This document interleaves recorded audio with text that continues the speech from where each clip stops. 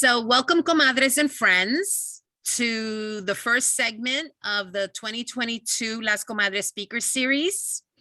Tonight, we are honored to have with us La Reina del Barrio, Rhina Valentin, and we're very excited that she can join us.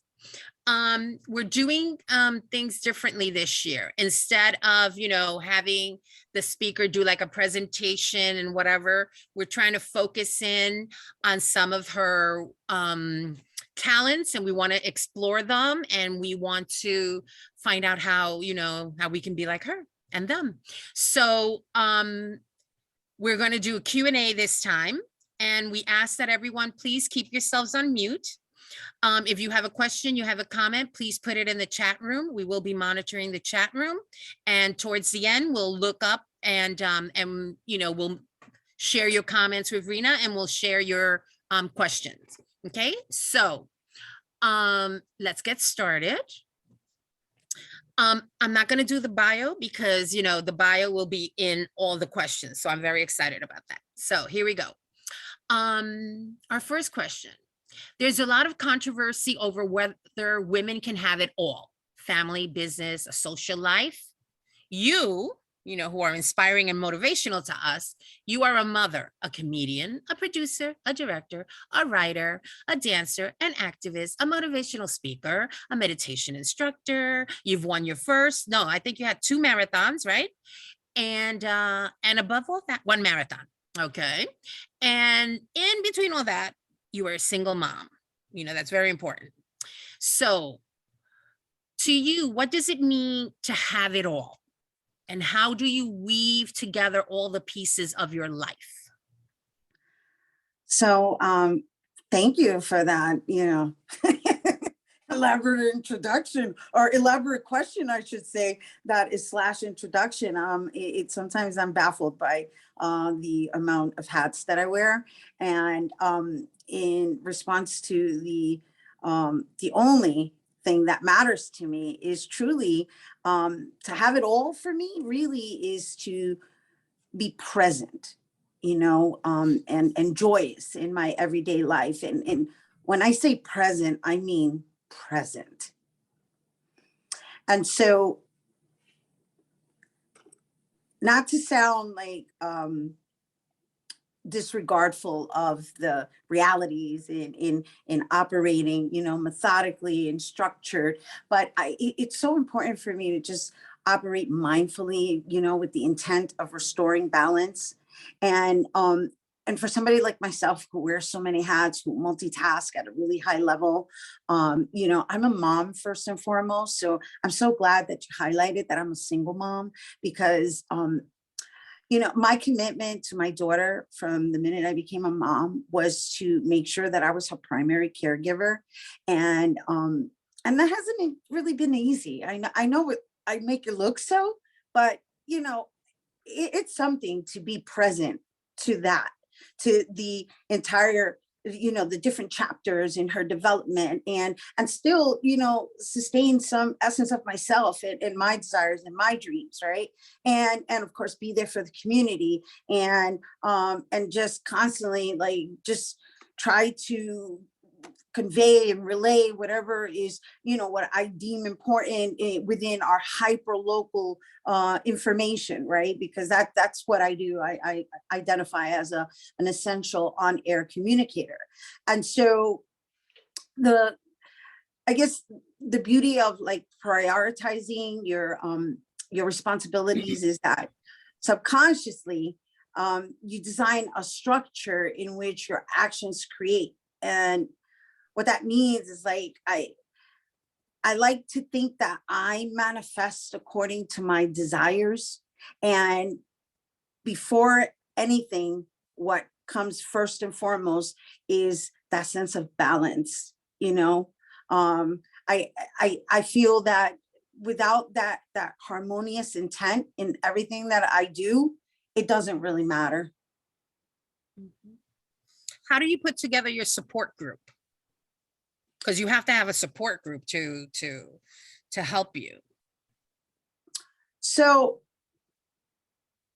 First, I want to get that you get where I'm coming from as far as like, I want to make sure I answered your question fully, right? I wasn't sure if you were really looking for a logistical answer, or because I am speaking semi-philosophically, because this is how I'm able to do what I do, and I'm trying to share it as best as possible. Yeah. And you're asking me about a support group when in fact, before my support group, I have to tend to myself, right? Well, we also want to know what balance means to you, because you've said that 3 times. So that's your balance. We can tell that balance is important to you. Yeah, so meditation is definitely my tool.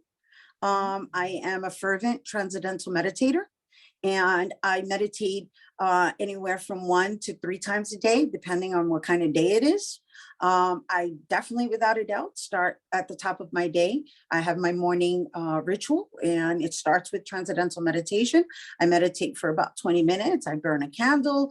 Sometimes I do some mirror exercises. Sometimes I write haikus, you know, sometimes I'll read affirmations. I have like a morning ritual in which I step into my day intentionally, so that I'm already starting off anew, right? So before the support group comes in, I check in with myself.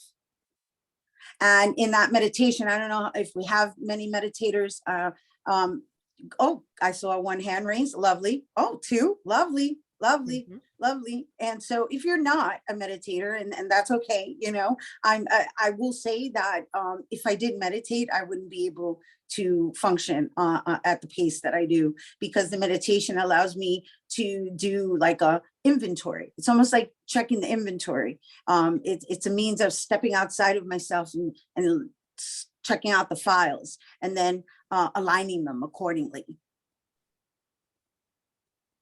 That's sort of like stepping back, taking a breath, you know, checking in with yourself and prioritizing all your things, and then, you know, like restructuring your to-do list, and then you start again.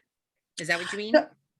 So the style of meditation that I do, which I had to actually do a ritual in order to be able to do it, and I'm not qualified to guide in transcendental meditation, but there's different styles of meditation. There's guided meditation, and the transcendental meditation, which is the one that I practice regularly, is a means of almost like trying to, the best way to describe it is a means of trying to get to nothing, and then looking at everything that presents itself in that process of getting to nothing, and then assessing what it is that's rendering the most space. And then once you're seeing it, then you're able to align it and place them in their rightful place for whatever it is that I'm out to do for the day. Okay. And you do this 2 or 3 times a day, depending on how much you need it? Correct. Correct. Well, transcendental meditation I do twice a day. Sometimes I chant. I'm also a Nichiren Daishonin Buddhist. So I chant as well. But the idea really is like, I'm not trying to enroll anybody into doing any of this, but however, if you're interested, I'm happy to share more details. The idea is that I take the time to be with myself and recognize what is holding space, what is like renting too much space, what seems uncomfortable, or like what needs to be addressed, be it through a relationship, be it through a decision I made, be it through just exactly what we're going through. For example, you know, we are living in an era where fear is being pretty much served on a platter every single day, right? And the truth of the matter is that I'm not, you know, saying we've obviously endured a lot of loss, and these are some very really uncomfortable times,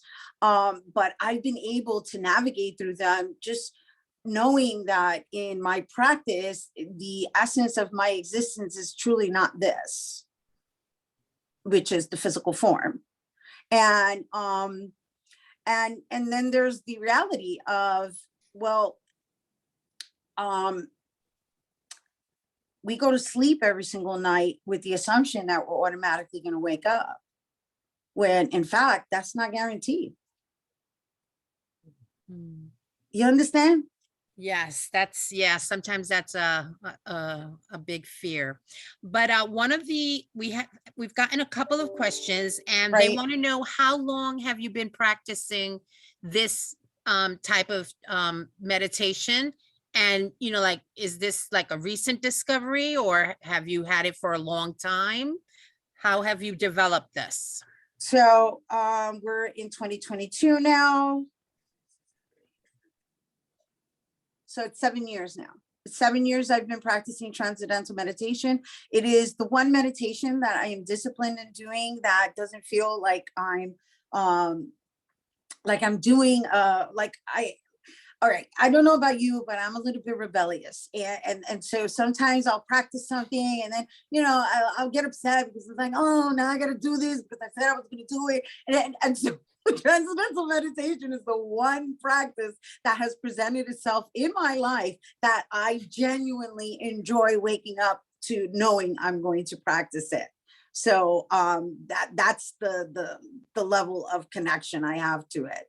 And then with Buddhism, as far as chanting Nam Myoho Renge Kyo, I became a Nichiren Daishonin Buddhist or Bodhisattva, I should say, in 2000. Oh, okay. Now, let's talk a little bit about what's been happening, this craziness that's been happening in the past 2-3 years with the COVID and all the variants and everything. And this meditation has helped you. What have you, in these challenging times, what have you discovered about yourself? What drives those bad thoughts away? So I was already doing this for myself, right? And so you like the audience, they see me out there doing comedy, doing interviewing our community and putting up presentations and producing and I'm like all over the place, like bing, boom, boom, boom, right? And so it's like happy-go-lucky, and I'm sure it's questionable as to whether or not I'm really that happy-go-lucky, right? And so my objective in my everyday is to restore that, because it does get challenged, especially during these times. And so because of my insight, I found a stronger connection to nature. So I happen to be blessed and fortunate enough to live across the street from Central Park. So I have the most amazing backyard. And during this scenario and it became my sanctuary. And I, although I've always been a tree hugger, I would do what I call nature therapy, and I would just spend a lot of time in the park and walk bare feet and hug trees. I continue to hug trees. I don't really walk bare feet right now because it's a little too cold, but just that connection to Mother Earth and the grounding and the freedom to just really live in that space of appreciating that we coexist has really allowed me to just appreciate life and us and my values on an entirely different level. Mm-hmm. What, aside from, or maybe it is because of the meditation and everything, but what fuels your passion? What motivates you? Who inspires you? So I am primarily inspired by our community. I like to consider myself an urban Latinx representative because those are my origins. I'm from El Barrio. I represent the Bronx. I'm very New York. And I feel that we're very underrepresented, and what is out there isn't truly what we all are. And so I am fueled by the fact that we don't have our stories on record, and that we are pretty much a contribution to the fabric of the nation, and we're not really recognized as such. There's this thing now, diversity and inclusivity, and I've been living that way before it became a trend, because that's why I've been serving on the platform that I've been on for the past 15 years. A lot of people ask me, why haven't I moved to another level? And aside from the fact that it has always been very accommodating to my schedule, it allowed me to raise my daughter, right? But most importantly, I really and genuinely, even till this day, appreciate the fact that I have influence over what is going to be presented. And if I didn't have that, I wouldn't be able to share our stories on the scale that I have been for the past 15 years. Yes, no, So you're a very good representative of us.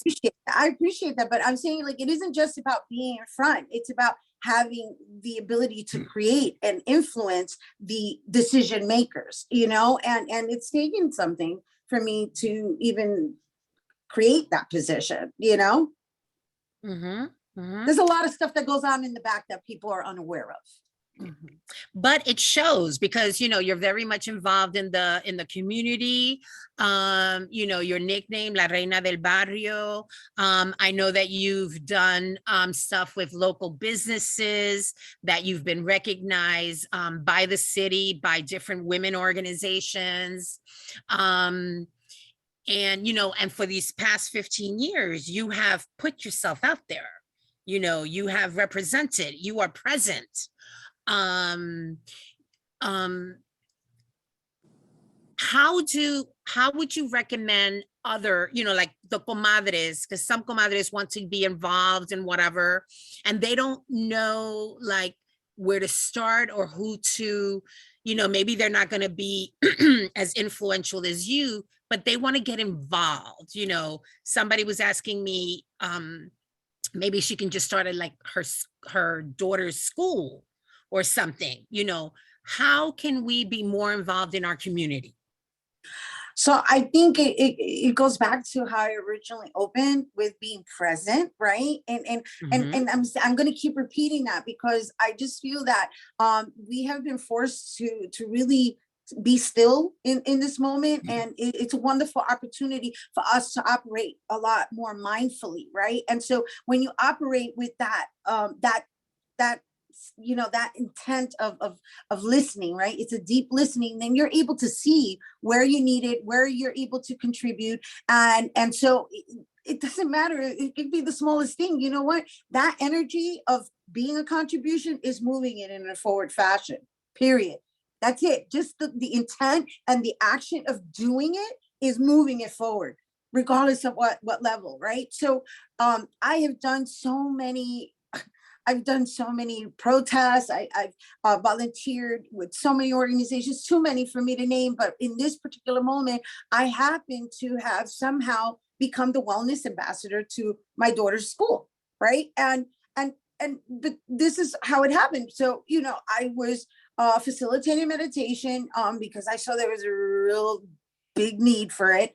And I was offering these free meditation facilitations on Instagram, and I was doing it at weekly. And this was during the height of the pandemic. And then at some point I had to scale back, and it became monthly. But apparently there were people participating in this meditation. One was from the United Federations of Teachers. Some were teachers in my daughter's school. And so I facilitated meditation for her class one day, right?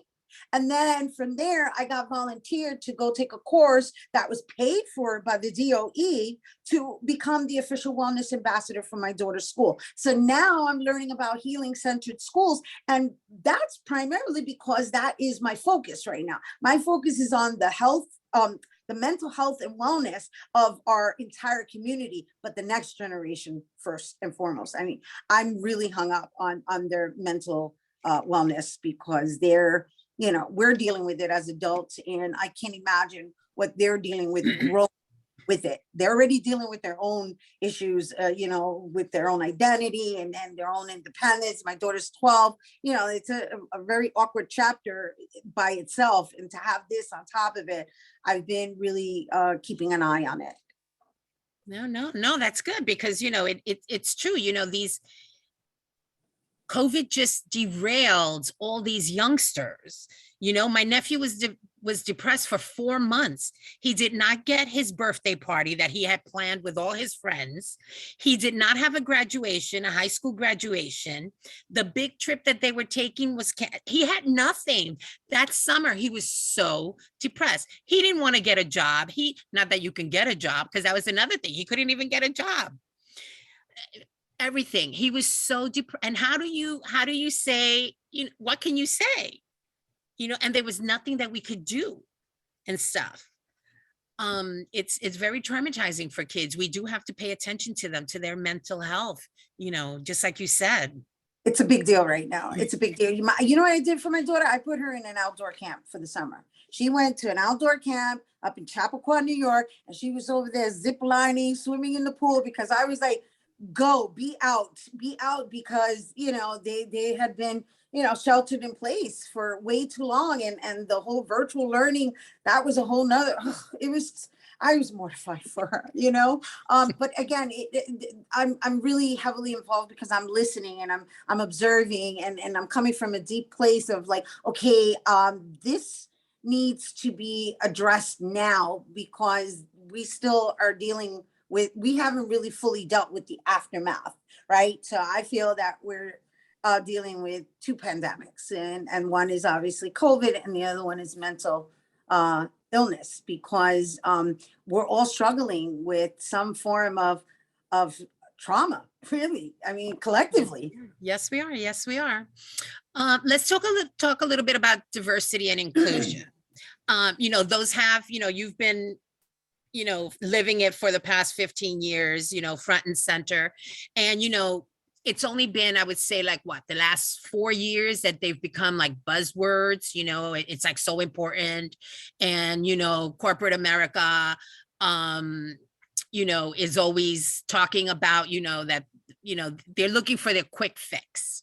Pero the reality is that Latinos and Afro Latinos and, anyone that's diverse, they're being overlooked when it comes to promotions and raises and, moving ahead and getting better jobs and everything. Have you experienced, this prejudice at work? Have you, does it, how did it affect you if it happened to you?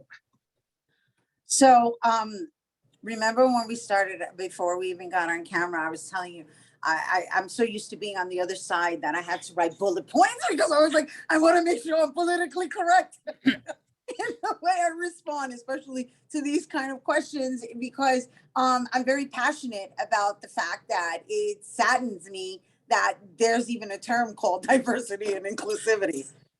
Mm-hmm. That by itself is disturbing to me, right? Yep. Because shouldn't it just be? Mm-hmm.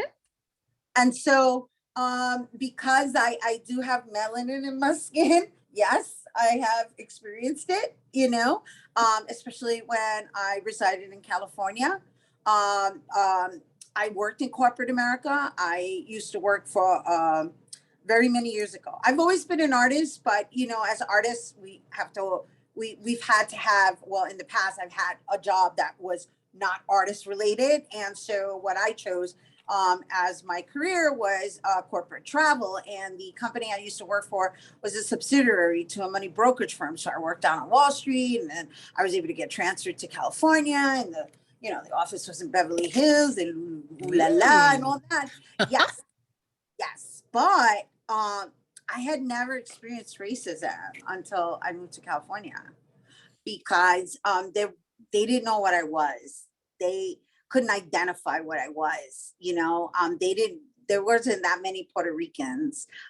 There was primarily Mexicans and or mulatto, right? And so I would constantly be asked if I was half Black. And at some point it started getting to me, because I was just disturbed by the fact that it was so important for people to know what I was. It was just so disturbing. Yes. Yes, and it's because it didn't really exist within their California culture, right? And because I've always said that New Yorkers are New Yorkers first, and then their subculture, right? Even though we still carry our culture, but the New Yorkers, we can always identify each other wherever we are in the world because I've traveled, and I'm like, oh yeah, you're a New Yorker, and for whatever reason we bond. I don't know what that is. It's very interesting, and so there was a time that I had to play the game, and just maneuver and work accordingly and do what I needed to just I want to say even conceal my identity because I would do a lot of my business deals on the phone. I don't sound, Latina. And so it was just too much work, too much energy, and very, you know, it was degrading because it's almost like I lost a sense of pride of myself because I was trying to fit in. You know what I mean? Mm-hmm. Well, one of the comadres asked if you had experienced imposter syndrome, because that goes with that.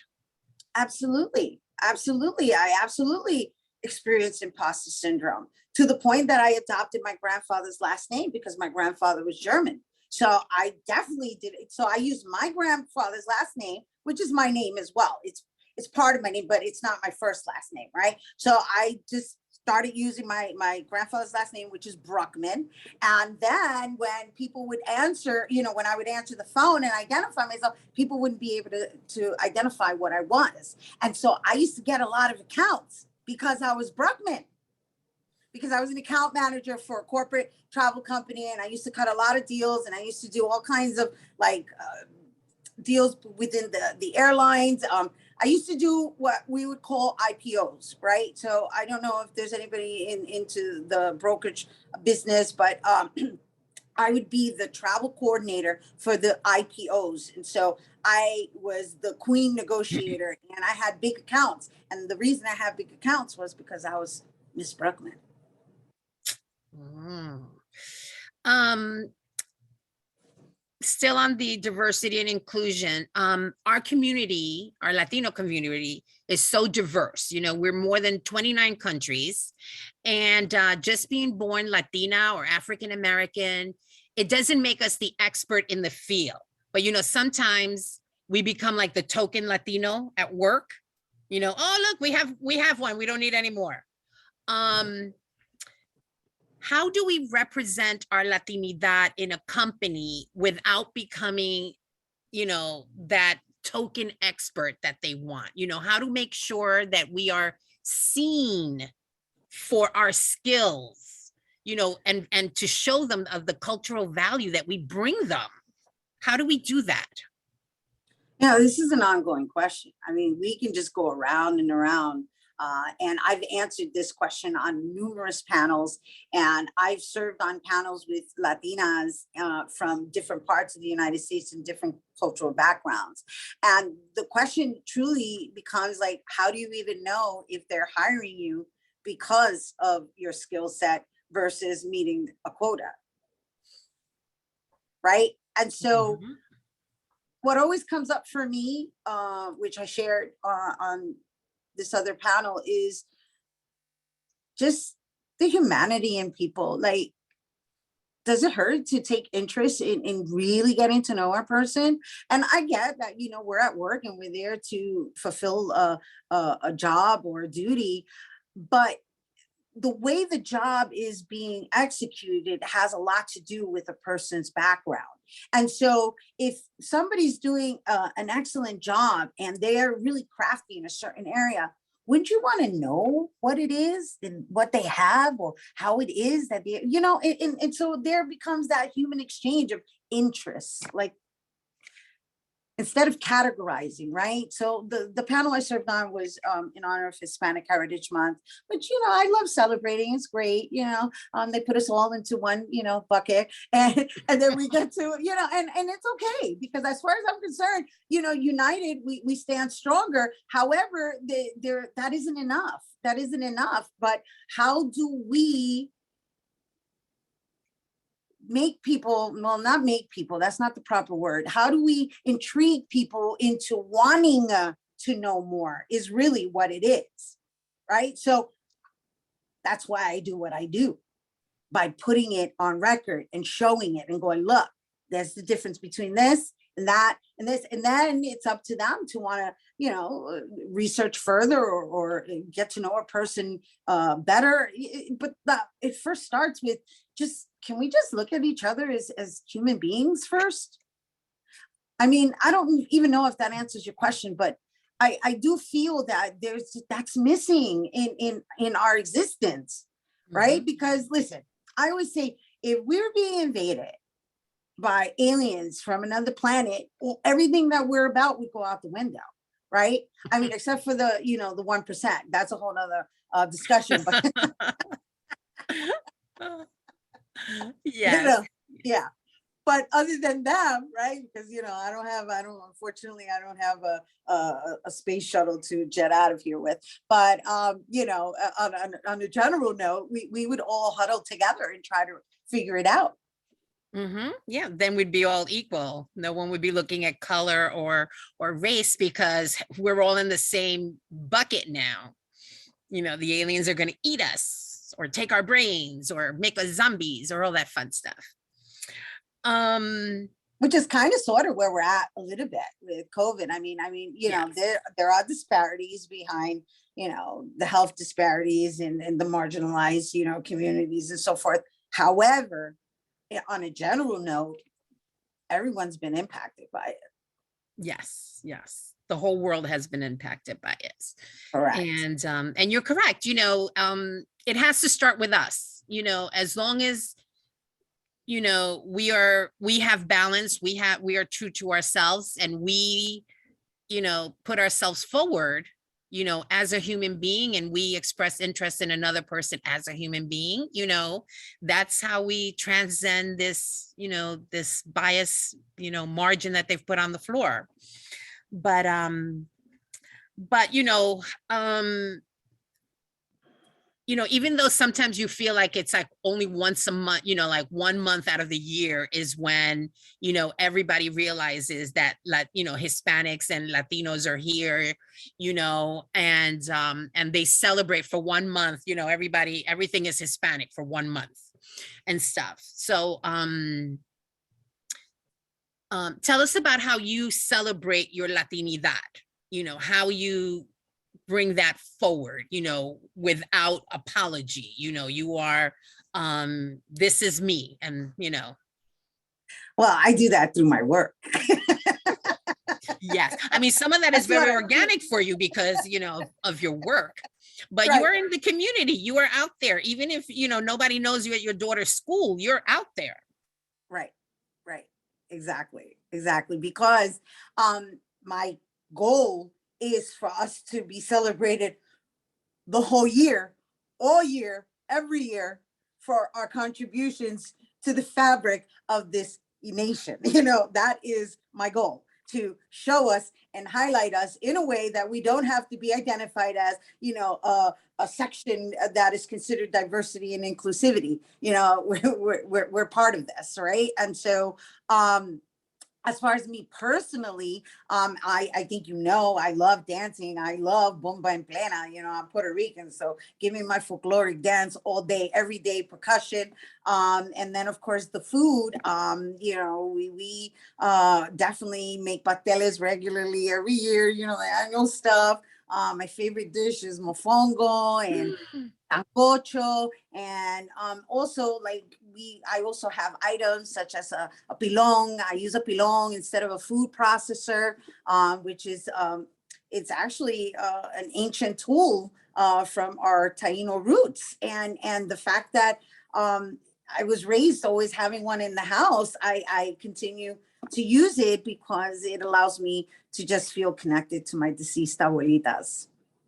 And you're showing this, you're teaching this to your daughter, I would imagine, Exactly. for her to cook with you. Exactly. Well, yes, roots. That's actually her job. She's the one that gets to mash the garlic. That's her pilong now. That's her pilong. she's not exactly happy about the peeling of the garlic part, but it's like, bueno, somebody's got to sit there and do it. It's a manual labor, but there's something good about it, and there's something like just reminiscent of my ancestry, even though we're in 2022, which is why I even created the show Sancocho that I presented at Lincoln Center. That story was about my grandmother speaking to me in as my guide and guiding me on how to heal myself or protect myself from COVID through food. Very good. Yes, yes. I was on the road and I couldn't see it, but a few of our comadres were there cheering you on. It was very nice. Well, I appreciate the support. I'm sure we will be putting it up again. I just needed to really decompress from that massive production. It was lovely, and it was successful. We had an amazing outcome. I mean, we filled Damrush Park, 1,000 people. In Lincoln Center is very happy. I actually have a meeting with them this Friday. Yes. Yeah. Somebody put in the chat is if it was going to be available on video. So because some of the music was cover songs, they are very, very, very careful because Lincoln Center produced it. So we're working on possibly creating another rendition of it with original music so that we can share it online. But at this particular moment, unfortunately, you cannot see the show in its entirety, but there are snippets of it online. You can go to my social media handle on Instagram, Rhina Valentin. Even Lincoln Center, they just recently posted something on Twitter. They post little snippets. So that's all we can offer you for right now. Sorry. For right now. Well, just for right now. We'll keep monitoring the situation and sharing with it as soon as you come up with another production. On a side note, what do you think of the new, I don't even know what they're going to call it, the Hispanic Latino Museum that they're trying to, get off the ground? I mean, they got the money, but now they need like a plot of land on the mall. What do you think of that Latino museum that's coming? So this is news to me because I know about the Universal Salsa Museum. Tell me a little bit more. Give me a little. This is the Latino museum that's coming to DC. You know how they have the Indian Museum and they have the African American. So they have gotten money at the Smithsonian. They have given money to do a Latino museum. And so they're trying to, I think they put up half, and then the organization now has to put up the other half of the money. And then hopefully the idea is to find them a spot on the Washington, DC mall to put the museum in. Although I was at the mall a couple of years ago, and there were a couple of empty buildings there that they can use, but everybody wants their own thing. So you haven't heard about that project? No, I have not. So I obviously need to dig a little deeper because I think it's about time. Yes. And I think overdue. And I say this endearingly because I just did something with StoryCorps, and I know that they're going to be archiving what I did with them at the Smithsonian African American Museum, because I come under the identity of being Afro Boricua, right? And I appreciate that so much so, pero to be recognized for my Latinidad is even more, rewarding in being archived, that is, so I don't know what steps where they're at in this process, but I'm really looking forward to hearing more and learning more. I'll send you some information on them. Okay. So how do you feel about it? I need to know how you feel about it. I think it's overdue. I'm excited about the challenge because, as they had mentioned before, we are, all Latinos are part of the fabric of this country, but we are diverse. Mexicans are not like Puerto Ricans, or not like Colombians, or not like Argentinians, or not like Venezuelans. We're not one little pot. We are lots of different nations. We all have our little quirks, our own little food, mofongo. I love mofongo también. And, but all of us prepare it, a little different, with a little twist and whatever. So I'm looking forward to seeing how they're going to incorporate all of us in this museum. and not just, not just put up artwork and not just put up, you know, sculptures and stuff. I'm looking forward to, like, if they also have a story archive, maybe they can, maybe they can do like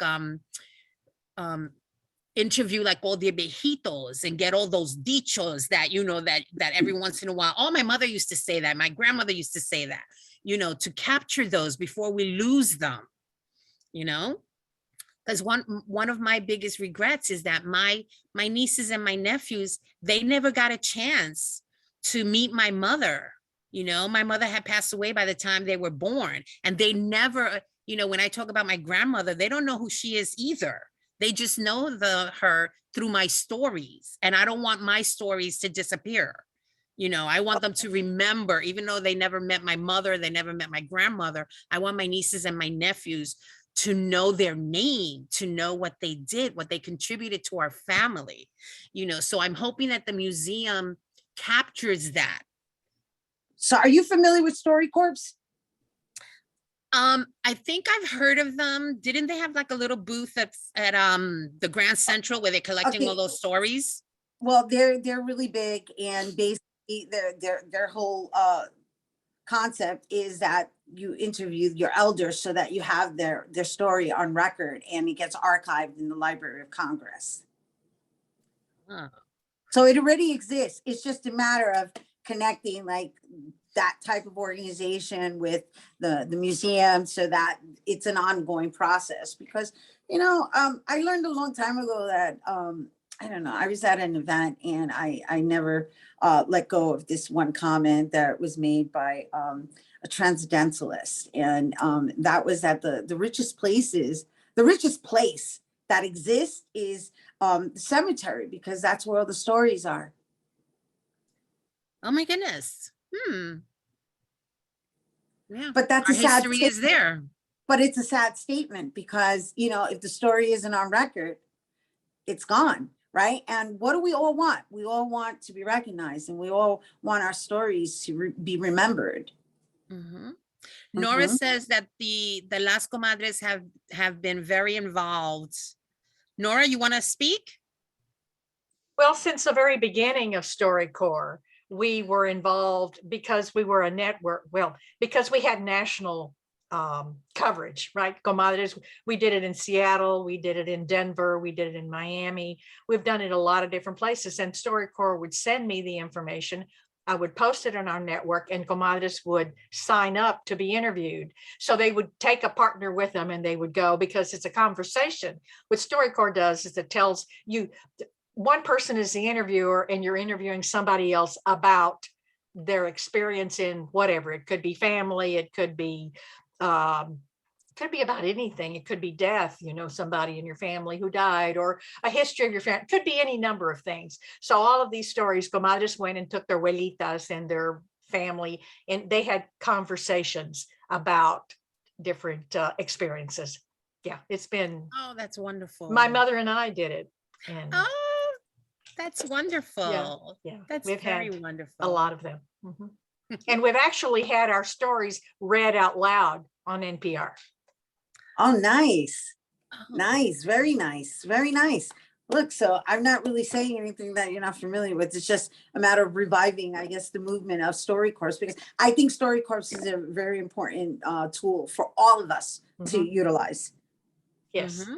Yeah. And, Maria, we could nonetheless do the same thing as Comadres, tell stories and record them and put them.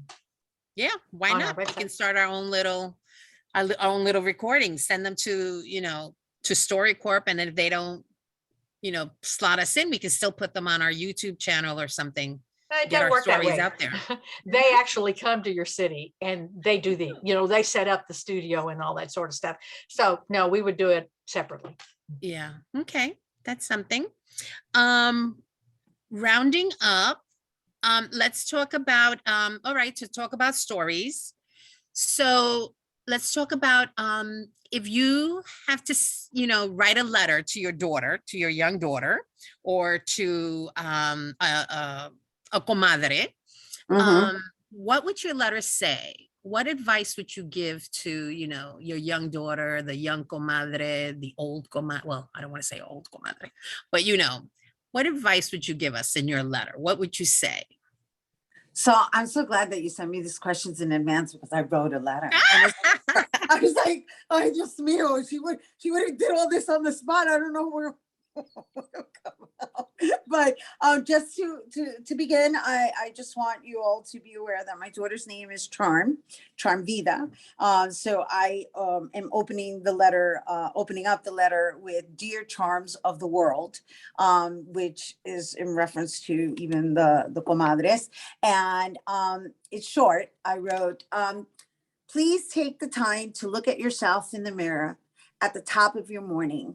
Look deeply into your eyes and say, I love you, because that is where your strength lies. And as a woman of our future, it is imperative you self-validate your worth from a foundational place of love. I also recommend that in your studies, you learn the fundamentals of business, psychology, and art. For in whatever your choice in life is, these 3 skill sets will be applicable in some form or another. Remember to stay true to your heart and remember to operate with integrity. And when you do make it, remember to reach back and pass it forward. Love and light, Rhina. Oh, that's a beautiful letter. Oh, very powerful. Thank you for sharing that.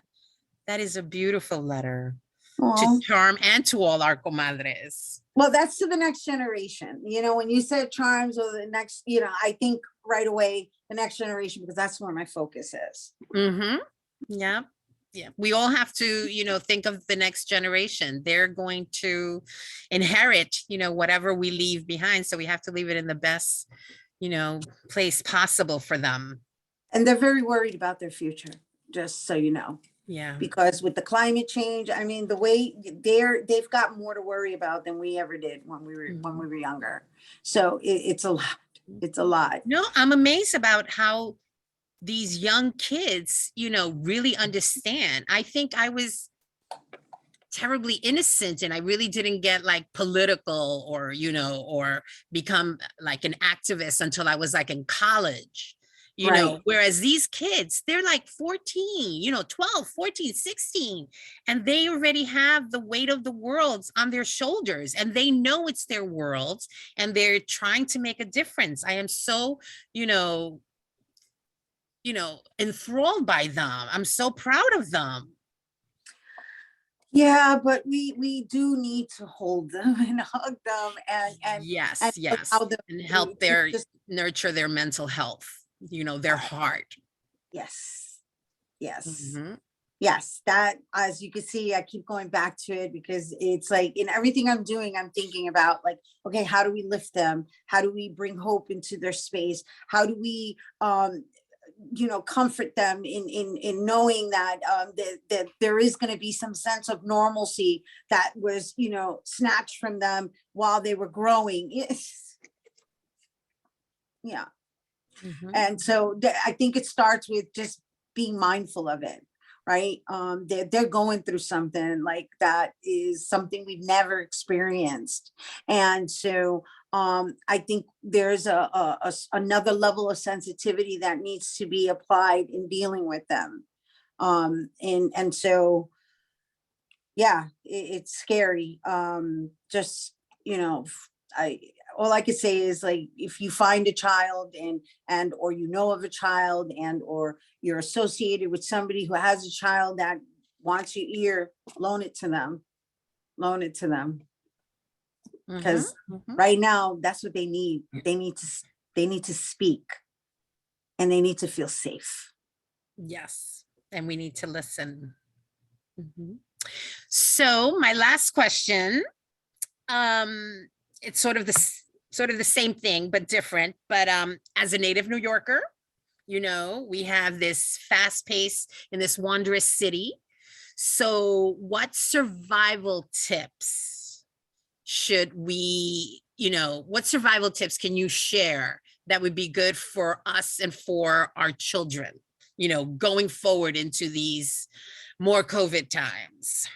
So aside from the park, because I really, I highly recommend that you take the time, anybody, to just wander aimlessly, right? Not wander from a place of going from point A to point B, but to just give yourself permission to just wander and forget about time and just be in the moment and just make note of like the sounds that are coming from the tree or the colors of the tree or the color of the grass or whatever it is that presents itself, as opposed to like when you're walking to get to a destination. When you walk to get to a destination, there's a lot of things you miss out on.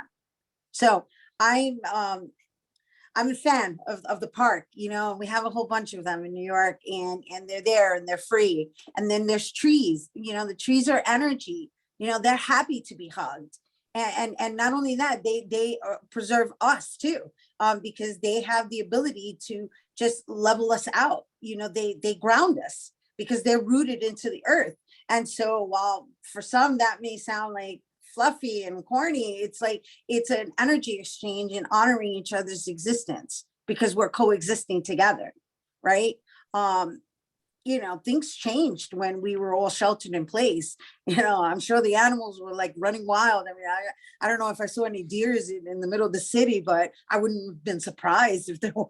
They were like free, because we're too busy polluting everything. And so if that's not your cup of tea, I will say that one of the things about New York is that there's always something to do, right? I love taking what I call wondrous breaks weekly, and my daughter and I, we're adventure queens, we're like Dora the Explorer. And what we do is we look for hidden treasures in our immediate neighborhood, right? And if not within our neighborhood, we go abroad and we'll jump into another borough. Like I scope out to see what's happening. I mean, we've done some really unique stuff. I forgot, we found this spot that had like all this galactic stuff, but it was like hidden behind a bookshelf. And I was like, where else can you find stuff like that? And I was, on a spaceship, collecting coins, walking through like fake lava. And that costs money, but it was just the fact that if you really look for it, you're going to find it. And when you try something different, it also allows you to just recognize the treasures that are right there in your backyard. Right. And then there's also the fact that we always have a lot of free outdoor events, regardless of the circumstance. There's always something going on. And my favorite word is free 99. That's my favorite word. And it's free. I'm finding a way to get there. Obviously, you got to be safe and social distance. But if you allow yourself the mindset to not just operate regularly, right, or just routinely and doing the same thing every single week, right? I mean, I want to say, like, I don't know, what people's occupations are, but if you're working, throughout the week, by the time the weekend comes, you just want to, decompress, you don't want to go anywhere, you want to relax, you want to do, so you know what, you can do that while exploring at the same time. And so I find that very, very therapeutic. Just the knowing that I'm off to adventure and discover something new. And we can do that like every day if we really applied ourselves to it here in New York. Mm-hmm. Yes. New York has lots of every neighborhood is a different country sometimes, Yeah. even if it's you don't have to, if you find a new restaurant with a new flavor of the coffee, or a new way to do pasta or even ice cream, different kinds of ice cream. Oh, I'm dying to get to that ice cream museum. Yeah. She's like, well, tell me how you feel. Right in the middle of winter. She's like, I want to get to the ice cream museum. I love ice cream in winter. And then, the other thing I want to encourage people to do is to just really to be conscious and make an effort to be kind. I think, as New Yorkers, we're so like quick paced and guarded because of all the sensationalized news that is just showing us all the bad stuff that's happening. And while I'm not gonna discredit the fact that we are dealing with, amplified mental illness, it goes a long way when you come from this intentional place of initiating warmth. You know, a person picks up on that, and it automatically, like, it diffuses them, you know, and it just, sometimes we just need that, you know, because we're all going through something. And so, but it starts with each individual. It starts with you, right? So if I'm walking around and I'm guarded, and everybody I'm dealing with on that level, guess what? They're going to reciprocate that. But if I come in and I give them the opportunity, you know, and I'm looking at them and I see that they need that ear, I'm that person that everybody talks to. I am that person that everybody, homeless, it doesn't matter. I'm that person, because I can see what's going on. And, you know, depending on what the story is, I don't stay there for all of them. But the idea is that I'm not just disregarding them, you know, because at the end of the day, they matter too. They matter too. So that for me is therapeutic too, believe it or not. Just walking, consciously initiating warmth into whatever space or whomever it is that I'm coming across. Mm-hmm. Yeah. And then I pulled out a quote from Paulo Coelho's book, The Alchemist. I don't know how many of you have read it. It's my favorite book. Yes, how many read it? The Alchemist. Yeah, I see hands. Yay. And so, you know, maybe this is the time for you to reread it. It's time for me to reread it, because it presented itself again. I've read it, like, I don't know, 2 or 3 times, but I think it's an annual book. Like, it's a book I have to read annually, right? So what really stood out for me the most was even in the comments that I just made with regards to being kind, is the language of the world. Right, because that's something that comes up in the book a lot. And so I did write down a quote, rather I copied a quote from Paulo Coelho's The Alchemist. The language of the world is what is spoken to us by the soul of the world.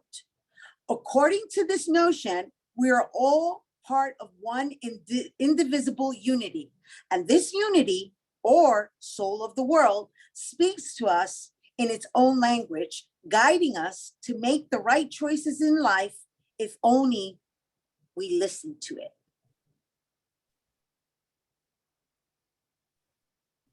If only we listen. If That's only. a beautiful quote. If only we listen to it. Well, Rhina, I want to say thank you very much for being with us tonight, for sharing your wisdom and your story with us. I know a lot of comadres are going to now look into the meditation, and they're going to look at The Alchemist, and they're going to follow your blog and everything. Oh, somebody put down that was a beautiful quote from one of her favorite books. Yay. Yes. So thank you for being with us. Thank you, everyone, for being with us, for sharing tonight with us, and for, you know, sharing your questions and everything. So I just want to say namaste to you all, which means the divine spirit in me acknowledges the divine spirit in you. Thank you for sharing the space. Namaste, ladies. Namaste, Maria, you want comadre. to take a quick picture, Maria? Sure. yes, absolutely. We're going to take a quick picture. Hang on, everybody smile.